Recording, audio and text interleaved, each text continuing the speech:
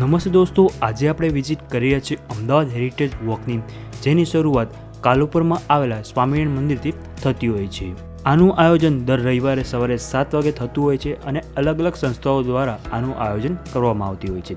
કેટલીક સંસ્થાઓ તેનું ફ્રીમાં આયોજન કરતી હોય છે તો કેટલીક 100 થી 200 રૂપિયા જેટલો ચાર્જ લેતી હોય છે. અમદાવાદ હેરિટેજની ઓફિસ પણ તમને અહીં જોવા મળી જશે. આ હેરિટેજ વોક સવારે 7 થી 10 વાગ્યા સુધી થતું હોય છે. આ હેરિટેજ વોક કરતી વખતે તમને બહુ બધી અમદાવાદ વિશે માહિતી મળવાની છે.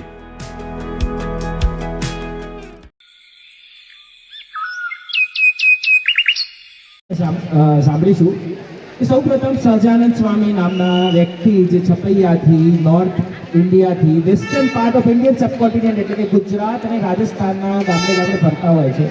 તે જોવે છે કે વેસ્ટર્ન પાર્ટ ઓફ ઇન્ડિયન સબકોન્ટિનેન્ટમાં જે આપણો વિસ્તાર છે ગુજરાત, મહારાષ્ટ્ર, રાજસ્થાન, એમાં બહુ બધા પ્રોબ્લેમ્સ છે, સોશિયલ ઇવિલ્સ છે. સોશિયલ ઇવિલ્સનો મતલબ કે દૂધ પીની પ્રથાથી બાળકીને મારી નાખતા હતા નાનપણમાં. Widow remarriage was very much problem, મતલબ જે વિધવા હોય એના ફરીથી મેરેજ ના થાય. એના પછી એવું બી હતું કે કાસ્ટ સિસ્ટમ બહુ ખરાબ રીતે પ્રિવિલેજ હતી આ બધા એરિયામાં. આ બધી બદીઓ દૂર કરવા માટે સહજાનંદ સ્વામીએ સૌ પ્રથમ એક પહેલું પાડી અને એમણે કીધું કે I am the form of Narayan. હું નારાયણ એટલે કે વિષ્ણુનો અવતાર છું, તમે આ બધી વસ્તુઓ ના કરો. તો એમની સૌ પ્રથમ ધર્મની, એમની ફિલોસોફીની, એમના કલ્ટની, સેક્ટની જે બી કોઈ બધી શરૂઆત સૌ પ્રથમ થઈ કે આપણે સમાજ સુધારક તરીકે આ વિસ્તારમાં કામ કરીએ. એટલે એનું ટીચિંગ સેન્ટર સૌ પ્રથમ અહીંયા બન્યું અને 1822માં મંદિર બનાવવામાં. એટલે આ ટીચિંગ સેન્ટર બન્યું 1857માં. મારી પાછળ જે તમને બિલ્ડિંગ દેખાય છે એમાં ગ્રાઉન્ડ ફ્લોર ઉપર લેક્ચર હોલ છે, first and second floor, it's monastery. એટલે આ જે બિલ્ડિંગ છે 1857માં બન્યું. 1857 પછી એટલે બન્યું કારણ કે એ બિલ્ડિંગની કોતરણીના દરેક તમે બ્રેકેટ જોશો, એ બ્રેકેટ્સ પર રાણી લક્ષ્મીબાઈ એમના યુદ્ધના બધા પડકારો, દરેક વસ્તુની કોતરણી એમાં કરવામાં આવી છે. એના પછી આ જે દરેક લાકડું તમે જોઈ રહ્યા છો જે અહીંયા વાપરેલું છે તે છે બર્મી સ્ટીકવુડ, બર્માનું સાગનું લાકડું છે, જે વિશ્વનું સૌથી મોંઘું અને સૌથી પ્રીશિયસ સ્ટીકવુડ કહેવાય. એમ આ મંદિરમાં એનો ઉપયોગ થયેલો છે. 1862માં આ બિલ્ડિંગનું બની અને ગ્રેજ્યુઅલી મંદિર એક્સપાન્ડ થયું. આપણે મંદિરમાં છીએ અને આપણે દરેક લોકો મંદિર માણવા જઈ રહ્યા છીએ. ભવિષ્યમાં પણ મંદિરમાં તમે જવાના છો. તો મંદિર વિશે હું તમને થોડી ટૂંકી વાત કરવા માંગીશ, જેને કહેવાય છે મંદિરની આર્કિટેક્ચર સ્ટાઇલ, એટલે કે મંદિરની શૈલી. કયા શૈલીનું મંદિર છે, કેવી રીતે ઓળખવું. હું બહુ ડીપમાં નહીં જોઉં પણ તમને બ્રીફલી ચાલો ખ્યાલ આવે કે મંદિર કોને કહેવાય. તમે મંદિર તમારી પાછળ જોશો એટલે મંદિરમાં જ્યારે તમે એન્ટ્રી કરો ત્યારે તમને આર્ચ દેખાય. So this toran arch, hello, it's very important element. તોરણ સિવાય કોઈ મંદિર હોય નહીં. અને તોરણ તમે થોડું હજી પણ સારી રીતે જોવાનો પ્રયત્ન કરશો તો એ એક મુખમાંથી આવી રહ્યું છે. બંને સાઈડથી મોઢા બતાડેલા છે. એને કહેવાય ગજ તોરણ કાં તો મકર તોરણ. એટલે કે હાથીમાંથી કાં તો ક્રોકોડાઇલ એટલે કે મગરના મુખમાંથી તોરણની શરૂઆત થાય. એનો મતલબ એ થાય કે we are welcoming you with strength. કારણ કે હાથી એટલે elephant we consider strongest animal પૃથ્વી પરનો, અને crocodile we consider strongest species in the water. મંદિરની અંદર તમે પ્રવેશ કરો ત્યારે લોકો જ્યાં ભેગા થાય એ જગ્યાને કહેવાય છે મંડપમ. આ મંદિરની એક આર્કિટેક્ચર સ્ટાઇલ છે. તમે બીજા મંદિરોમાં જશો ત્યારે પણ આ બધી વસ્તુ નોટિસ કરશો. બેઝિક હું તમને કહી રહ્યો છું. તો અંદર જશો એટલે કે મંદિરની અંદર મંડપમ હોય. મંડપમમાં લોકો પૂજા અર્ચના કરે, ભેગા થાય, ઇટ્સ મંડપમ. પછી તમે અંદર જોશો એટલે કે ગર્ભગૃહ, જ્યાં મેઇન ડ્યુટી રિસાઇડ કરેલી હોય. ચોથો પાર્ટ મંદિરનો કહેવાય પ્રદક્ષિણા પાર્ટ, એટલે કે તમે મંદિરને સેક્યુલરી પાર્ટ કહી શકો. ફિફ્થ એલિમેન્ટ એ બહુ જ ઇમ્પોર્ટન્ટ છે, તમારે દરેકે સમજવું જોઈએ, જેને કહેવાય છે શિખર ડોમ. દેખાય છે તમે શિખર? સો મોટું શિખર, એના પછી નાના શિખર, નાના શિખર, નાના શિખર. It is representing a great range of Kailash mountain. એટલે કે નોર્થ ઇન્ડિયાના મંદિરો જે છે એને કહેવાય છે નાગર શૈલીના મંદિરો. તો આ એક નાગર શૈલીના મંદિરનું નાનું એવું ઉદાહરણ છે જેને તમને સમજાયું. મંદિર આર્કિટેક્ચર સ્ટાઇલ બહુ વાસ્ટ સબ્જેક્ટ છે, ઘણી બધી વસ્તુ આપણે આમાં ઇન્ક્લુડ કરી શકીએ, પણ આ બેઝિક છે. કારણ કે આ કહેવાય છે નાગર આર્કિટેક્ચર સ્ટાઇલ, સાઉથ ઇન્ડિયાના મંદિર દ્રાવિડિયન આર્કિટેક્ચર સ્ટાઇલ, અને બંનેનું મિક્સર કરો તો એને કહેવાય છે વિસરા આર્કિટેક્ચર સ્ટાઇલના મંદિરો. તો મંદિર શૈલી ખૂબ જ મહત્વનો અને ખૂબ જ અદ્ભુત ઇન્ટરેસ્ટિંગ ટોપિક છે. જો તમને કોઈ વધારે ઇન્ટરેસ્ટ હોય તો મને પર્સનલી એને વાત કરજો, આપણે વધારે એના વિશે વાત કરીએ.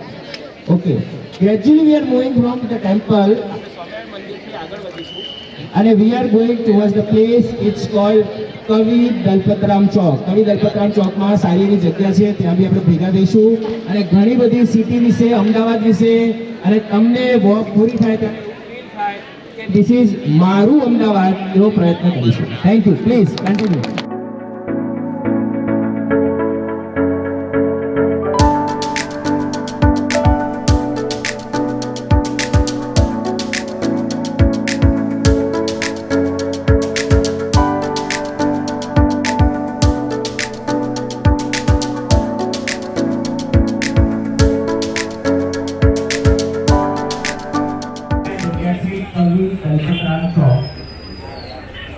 કવિ દલપતરામ ચોક એક એવી જગ્યા છે કે ત્યાં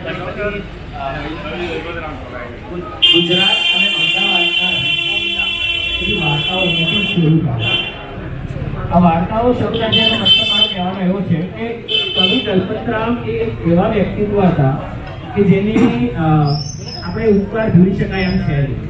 પર્ટિક્યુલરલી ગુજરાત અને ગુજરાતી લેંગ્વેજ.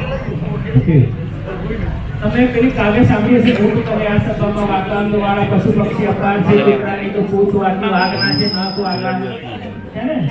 તો કાવ્યના જે રચયિતા છે એ રચયિતા છે આપણા કવિ દલપતરામ.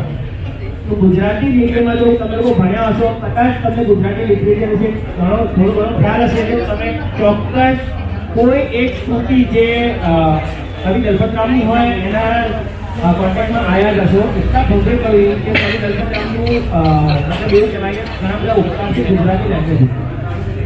સૌથી પહેલા આપણે વાત કરીએ તો કવિ દલપતરામ વોઝ અ પર્સન. કવિ દલપતરામે સૌ પ્રથમ અમદાવાદમાં ગર્લ્સ સ્કૂલની સ્થાપના કરી. એટલે છોકરીઓને જ્યારે સ્કૂલમાં ના મોકલે ત્યારે દીકરીને દાદાના ઘરે મોકલાય. And that's how he started the first girls school in Ahmedabad. સૌથી પ્રથમ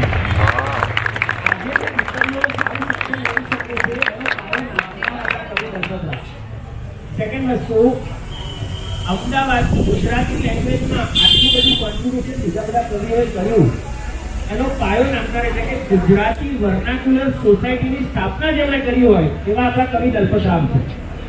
કવિ દલપતરામે ગુજરાતી વર્નાક્યુલર સોસાયટીની સ્થાપના કરી. એના કારણે ગુજરાતી ભાષાને ઇન્ડિયાના કોન્સ્ટિટ્યુશનલ લેંગ્વેજમાં શિડ્યુલ લેંગ્વેજમાં દરજ્જો મળ્યો. આપણા કોન્સ્ટિટ્યુશનમાં 22 શિડ્યુલ લેંગ્વેજ છે, એટલે કે એ 22 ભાષાઓ આપણા કોન્સ્ટિટ્યુશનમાં સ્થાપિત છે. એ 22 ભાષામાંની એક ભાષા ગુજરાતી બને એનું રીઝન અને એનો શ્રેય જાય છે આપણા કવિ દલપતરામ. તો ફરકી, ખાંચો, આ બધા નાના નાના એવા એના સબસેક્શન છે કે જ્યાં લોકો રહે છે. અને 650 થી વધારે જે પોળ છે એ પોળ, તમને વાસ્તુશાસ્ત્ર ખબર છે? Vastushastra it's a philosophy of science કે how to construct your house. તમે નહીં માનો, અમદાવાદ સિટી અને અમદાવાદના દરેક મકાનો વાસ્તુશાસ્ત્રની પદ્ધતિથી બનેલા.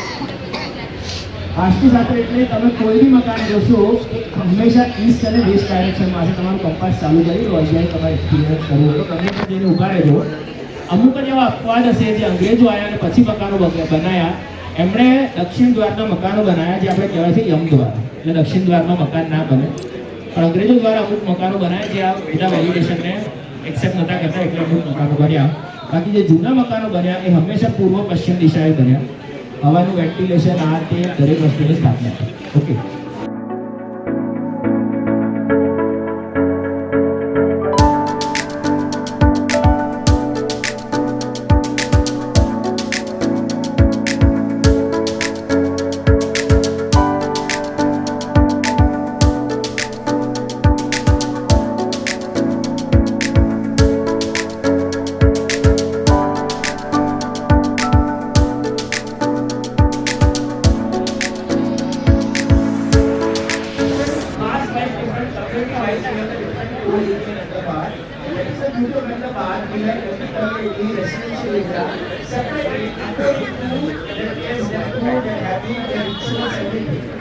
इसको ऐसे क्या होता है कि हैदराबाद में सारे कम्युनिटी वाइज कोर स्ट्रक्चर हुआ 600 से ज़्यादा कोर है.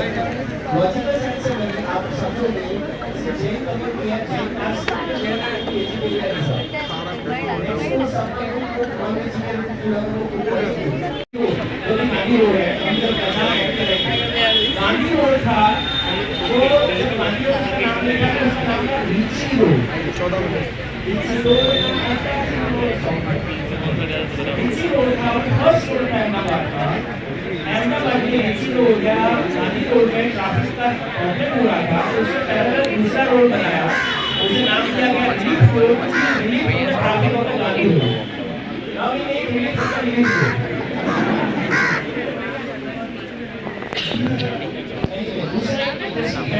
आपको सुन के अच्छा लगेगा। रिलीफ रोड जो डिजाइन किया था, जब रिलीफ रोड बनाया, हमारे अहमदाबाद के मेयर थे सरदार वल्लभभाई पटेल, और सरदार वल्लभभाई पटेल ने आज जो रिलीफ रोड है इसकी डबल साइज का रिलीफ रोड प्लान किया था।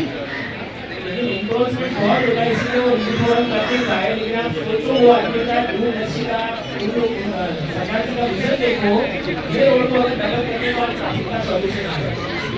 तो इतना बड़ा रिजल्ट उन्होंने आज से 75 ईयर्स अगो, 75 साल पहले उन्होंने ये चीज महसूस की कि ये रोड बिजनेस रोड होगी,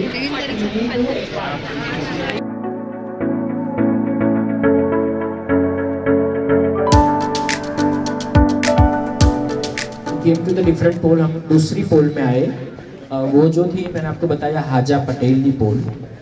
this is the place Shantinath की पोल। तो ये है community based on the Jain people will see here Jain. और यू विल बी सरप्राइज कि आज भी ये लोग other than Jain they are not selling their house आज भी। एंट्री गेट में मैंने आपको बताया कि आपको हमेशा आप जब एंट्री गेट पे आओगे तो एंट्री गेट और सिक्योरिटी कैबिन मिलेगा, वो भी यहाँ पर था, लेकिन इट हैज़ बीन डिस्ट्रॉयड, तो कार अंदर आ सकती है, छोटा था तो तोड़ दिया गया है। दूसरा, some of the common element you will always see, आपको हमेशा देखने मिलेगा चबूतरो, बर्ड फीडिंग टावर, हर पोल में मिलेगा। चबूतरो एक अमेजिंग इंफ्रास्ट्रक्चर है ओल्ड सिटी का। आप नहीं मानोगे, अहमदाबाद ओल्ड सिटी में मोर देन 900 बर्ड फीडर्स भी है, 900 से ज़्यादा बर्ड फीडिंग टावर है चबूतरा। और ये जो चबूतरे हैं उसका पर्पस था, ऐसा नहीं था कि it was like just for the shake of the feeding the birds, उसके बहुत मल्टीपर्पज यूज थे। चबूतरा हमेशा आपको देखने को मिलेगा, it will be middle of the pol area, बीचों बीच रहेगा। पहले के ज़माने में जब वो लोग पानी लेने बाहर जाते थे, या बावली पे जाते थे या कुएं में जाते थे, tap water was not available, तो चबूतरा एक ऐसा प्लेस था कि लेडीज और जेंट्स में न्यूट्रल, सेक्स न्यूट्रल में बोल रहा हूँ, कि कोई भी आदमी चबूतरे की साइज इतनी रखे कि वो अपना घड़ा उठा के वहाँ रख सके और वहाँ से फिर से उठा सके रेस्ट हाउस के लिए। Okay, so that is was very important, एक उसका फंक्शन था चबूतरे का। Second thing, bird feeding tower से क्या हुआ, वी फाउंड के लॉट्स ऑफ द बर्ड्स जैसे स्पैरो, पैरोट, ये जो बर्ड्स थे वो बर्ड फीडिंग टावर की वजह से ओल्ड सिटी में अट्रैक्ट हुए। 2019 में मेरे साथ ग्रुप ऑफ एनवायरमेंटलिस्ट थे, उन्होंने मुझे बोला कि ओल्ड सिटी में पेड़ बहुत कम है लेकिन बर्ड्स बहुत ज़्यादा है कंपेयर टू न्यू सिटी। तो बर्ड्स इसीलिए आते थे क्योंकि उनके लिए बर्ड फीडिंग टावर इम्पोर्टेंट एक एलिमेंट है।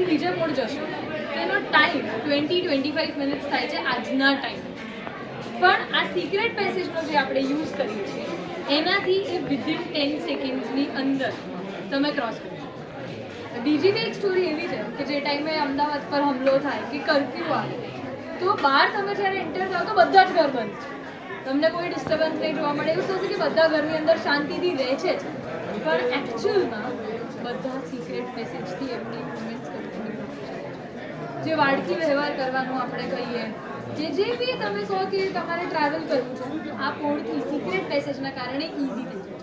અને આ આપણે એક સિક્રેટ પેસેજ આવા અઢળક ફૂડની અંદર અઢળક પેસેજ. ઘણા બધા આપણે કહેવાય ને કે હેરિટેજ સિટી નામ પડ્યું, પણ એની સાથે ઘણા હેરિટેજ જતા બી રહ્યા છે. તો એમાં આપણા કન્સ્ટ્રક્શનમાં, આપણા મોડર્નાઇઝેશનમાં ઘણું બધું ડિસ્ટ્રોય આપણે જાતે જ કર્યું. એ ક્રોસ કરીને રહીશું તો એક બહુ જ મોટો સ્પેસ આવે. ત્યાં આગળ પોપટની બહુ તમે થોડુંક ધ્યાનથી જોશો ને તો ઘણી બધી જગ્યાએ નાના હોલ્સ છે. અડધા દેખાશે, અડધા આપણે ઈંટોથી ચણી દીધું છે. હવે આપણા ઘરની જે દિવાલ હોય બધાના ઘરમાં, તો એની સ્પેસ કેટલી આટલી હશે, 1 ફૂટ 2 ફૂટ. પણ જે અહીંયા જે કન્સ્ટ્રક્ટ થયેલા છે એ ઘરની અંદર એ લોકો નાની સ્પેસીસ રાખે છે. અને એ ટાઈમે દાદરા બી ચડાવે છે. તમે જશો ને તો તમને દેખાશે કે અડધા દાદરા તૂટેલા છે. એ એટલા માટે છે કે લોકો ત્યાં ચડી અને પોપટ ચકલી માટે જમવાનું ના. એટલે મેં મારું ઘર તો બનાવ્યું, પણ મેં એની દિવાલ 9 ફૂટની ચડાવી કે આ જે ગેપ છે ને દેટ ઇઝ ફોર 9 ફૂટ. ત્યાં એટલી સ્પેસ છે કે 2-3 પક્ષી આરામથી રહી શકે. તો હું તો શાંતિથી રહું છું, પણ મેં હવે તમે જોયું કે પોળમાં ક્યાંય ઝાડ નથી. ત્યારે બી મોડર્નાઇઝેશન થયું તો ઝાડ કપાય, પણ એ લોકોમાં એટલી સમજ હતી કે એ લોકોએ પોતાનું ઘર ચણ્યું, પણ બીજાનું ઘર તોડ્યું ને પોતાના ઘરમાં જ પશુ પંખીઓને એનો આપણે ત્યાં હવે ગાય ભેંસ તો દેખાતા જ નથી. પણ આપણા બધાની ઘરની આજુબાજુ પક્ષી અને સ્ટ્રીટ ડોગ્સ તો છે. તો આજની વોકથી આપણે એક ઇન્સ્પિરેશન લઈને જઈ શકીએ કે ઘરમાંથી કદાચ એક રોટલી જે મમ્મી અને બા તો આપે જ છે આપણા ઘરમાં ગાય કૂતરાને, વિલ કન્ટિન્યુ. મારા ઘરે રોટલી નથી અપાતી, કૂતરાને દૂધ અને બિસ્કિટ આપે છે. બટ એવરી ડે મારા ઘરે સ્ટ્રીટ ડોગ્સને ફીડ કરે. આ એક વાત એવી છે કે જે આપણે આને જોઈને શીખી શકીએ.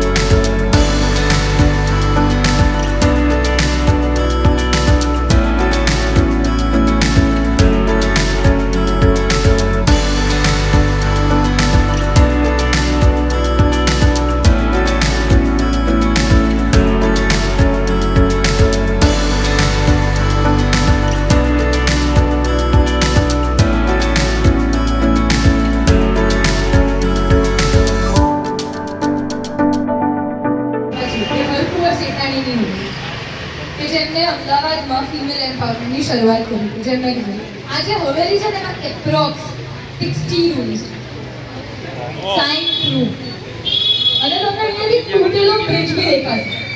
એ બ્રિજ પહેલા એવું કહેવાય છે કે એ બ્રિજ ડિરેક્ટ દેરાસર સુધી જાય છે. તો જ્યારે તમને દર્શન કરવા હતા તો એ સીધા ત્યાંથી થઈ છે. હવે તમને અહીંયા કન્સ્ટ્રક્શન જ્યારે જોઈએ આપણે કે જે કોતરણી છે, કાર્વિંગ જેને કહીએ, એ ઇન્ડો ચાઇનીઝ આર્કિટેક્ચરનું છે. મારે ઘડિયાળ લેવી છે તો યુએસથી મને સસ્તી પડી. આઈફોન મંગાવ્યો તો દુબઈથી મંગાવ્યો તો સસ્તો પડે. આપણે પૈસા બચાવવા માટે એમ્બ્રોઇડરી વસ્તુઓ મંગાવીએ છીએ. આપણા એન્સિસ્ટર્સ, આપણા ફોરફાધર્સ એક ક્વોલિટી આજે અહીંયા યુઝ કર્યું છે, ટીકવુડ છે જે બર્માથી આવ્યું. એ ટાઈમે શીખ્યું. આપણે કોસ્ટિક વિચારી શકીએ કે લાકડું લઈને આવીને આપણે એક ફોનમાં વ્યૂ કે તમે પૈસા બચાવી. એટલે કેટલી રિચ હેરિટેજ વાળી સંસ્કૃતિ છે આપણી. આ વસ્તુનો ખ્યાલ નહીં જ હોય અને હશે તો પણ આને થોડું એનહાન્સ કરીએ. મારા જોડે કોઈ હેરિટેજ વોક પહેલાં અટેન્ડ કરેલી હશે તો કદાચ એમને ખ્યાલ હશે આ ચીજ. આપણે જે અત્યારે ઊભા રહી છીએ એ જગ્યા સ્લોપી છે, રાઈટ? તમને દેખાય છે એમ ઢાળ છે, પેલી સાઈડથી સામેથી એમ ઢાળ આવી રહ્યો છે. So this is a slope, that is also slope. In between there was a passage જ્યાં રોડ જઈ રહ્યો છે. એના આગળ જશો એટલે ફર્નાન્ડીસ બ્રિજ આવશે. કે ફર્નાન્ડીસ બ્રિજ પણ એટલા જ માટે બનાવ્યો. તો ધીસ વોઝ અ રીઝન કે અહીંયાથી એક નદી વહેતી હતી જેનું નામ હતું માણેક નદી. તો માણેક નદી જ્યાંથી વહેતી હતી અને જ્યાં કન્ફ્લુઅન્સ થતી હતી એ જગ્યા કહેવાય માણેક ચોક. અને માણેક ચોકમાં બેસતા બાબા બન્યા માણેક બાબા. માણેક બાબાની સ્ટોરી તમને ખબર હશે, પણ એ માણેક બાબાનું નામ એમને માણેક નદીમાંથી લીધેલું છે. So Manek Nadi was one of the distributary of the Sabarmati River. Sabarmati રિવરમાંથી એક ફાટો પડતો અને અત્યારે જે કાળુપુર સ્ટેશન છે ત્યાં આજથી 350 થી 400 વર્ષ પહેલા એ નદી ત્યાં જઈને પૂરી થઈ જતી. એટલે એને કહેવાતી હતી ડિસ્ટ્રીબ્યુટરી. જો જ્યોગ્રાફિકલ તમને ખ્યાલ હોય તો નદીમાં બે પ્રકાર હોય, ટ્રિબ્યુટરી અને ડિસ્ટ્રીબ્યુટરી. ટ્રિબ્યુટરી એટલે જે એક નદી મેઇન નદીમાં પાણી ઠાલવે. ડિસ્ટ્રીબ્યુટરી એ એક નદીનો ફાંટો બીજે જઈને સુકાય. નદીને ઓવરકમ કરવા આ ફેમિલીએ एक ब्रिज बनाया. ब्रिज कनेक्ट करता तो टेम्पल लेगा. जे टेम्पल आपने विजिट करूँ वो जो टेम्पल था वो था Ashtapati Derasar, the private family temple of this family. This family was having a trade relation था with China of opium and indigo. Opium और इंडिगो का ट्रेड तब बहुत कॉमन था और ये family one of the influential family. आपने मंदिर का नाम सुना होगा अहमदाबाद में हठी सिंह जैन टेम्पल. तो हठी सिंह जैन टेम्पल जो आदमी थे वो बहुत ही बड़े बिजनेसमैन थे. द बिजनेसमैन पर्सन जिन्होंने अहमदाबाद का हठी सिंह मंदिर कंस्ट्रक्शन स्टार्ट किया. इतना ब्यूटीफुल कंस्ट्रक्शन के दौरान उनकी डेथ हो गई, सडन डेथ हो गई. नेचुरल डेथ से वो मर गए, लेकिन उनकी वाइफ हरकुंवर शेठानी ने पूरा मंदिर कंप्लीट करवाया. तो आज का जो हठी सिंह मंदिर है इंडिया का बेस्ट टेम्पल, वो टेम्पल आज अहमदाबाद में है because of the person Harkunwar शेठानी. तो इसीलिए इनको बोला जाता है कि ये लेडी को उस टाइम पे अंग्रेजों द्वारा bravest lady of the nation का अवार्ड मिला था. आज भी आप हठी सिंह जैन मंदिर में जाओगे तो उनके फोटो के नीचे लिखा है शेखावत बहादुर हरकुंवर शेठानी जी. Shekhawat Bahadur was one of the title given to her, the bravest lady of India. और उसी के लिए इस हवेली का नाम भी उनके ऊपर पड़ा, इसलिए इसको बोला गया हरकुंवर शेठानी हवेली, ना कि हठी सिंह वाली.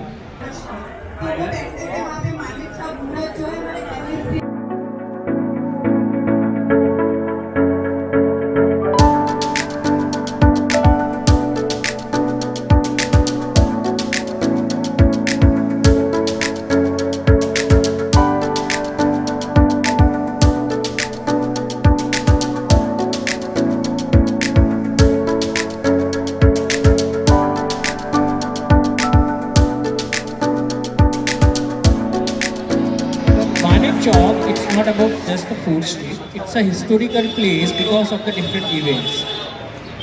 आपको पता है अहमदाबाद में, पहले तो अहमदाबाद में नहीं पूरे गुजरात में और आई थिंक पूरे इंडिया में ये एक कल्चर था कि सुबह 2-3 लोग आएंगे, भजन करेंगे, घंटी बजाएंगे.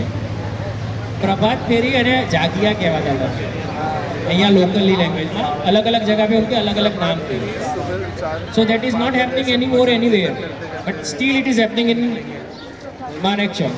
अभी भी आज भी लोग आते हैं सुबह 4-5 बजे, सबको उठाते हैं जागिया जो है. ये जो जगह है इतनी इंटरेस्टिंग है, 24/7 you will see something and other things happening here. सबसे पहले मैंने आपको बताया वो प्रभात फेरी होगी, भजन कीर्तन होंगे, उसके बाद यहाँ पर वेजिटेबल मार्केट लगेगा. That will continue for 10-10:30. This area will convert after that. उसके बाद वो convert होगा ज्वेलरी मार्केट. इंडिया का second biggest jewellery market Manek Chowk है आफ्टर मुंबई जवेरी बाजार. ठीक है, तो second biggest jewellery market India का. आप कोई भी बड़े शोरूम देख लो, उनका प्रोडक्शन यूनिट यहीं पर होगा. सारे बंगाली कारीगर, राजकोट के कारीगर यहाँ आके पूरा काम करते हैं. रात को बहुत बार gold and silver bricks easily exchange होता है यहाँ पर, है ना। उसके बाद 8:30 this area will shut down as a jewellery market and वो कन्वर्ट होगा फूड स्ट्रीट में। Again this food street will continue 3-4 बजे तक चलेगी, ठीक है, और सुबह फिर से वही साइकिल स्टार्ट होगा। तो 24 घंटे एक्टिव रहता market, that is the only market Manek Chowk. उसका रीज़न ये था, गुजराती लोग जो है they are the money minded also and money also, ठीक है। द रीज़न ये था कि अगर ये ज्वेलरी शॉप रात को क्लोज होती है और ये एरिया अबैंडन हो जाता है फ्रॉम द पब्लिक प्लेस, तो it is the chance of theft, चोरी होने की बहुत संभावना है। लेकिन अगर इसको बिजी रखेंगे तो चोरी कौन करेगा। तो इंस्टेड ऑफ उन्होंने सिक्योरिटी में कुछ इन्वेस्ट नहीं किया, उल्टा लोगों को जगह रेंट पे दी और रेंट कलेक्ट किया। तो सिक्योरिटी भी हो गई, फूड मार्केट भी स्टार्ट हो गया and this area is having 24/7 active. Same concept India के अदर सिटी में है, उसका नाम है शराफा बाजार इंदौर। अगर कोई गया हो तो रात को फूड स्ट्रीट चलता है, in day it is a jewellery market again, ठीक है।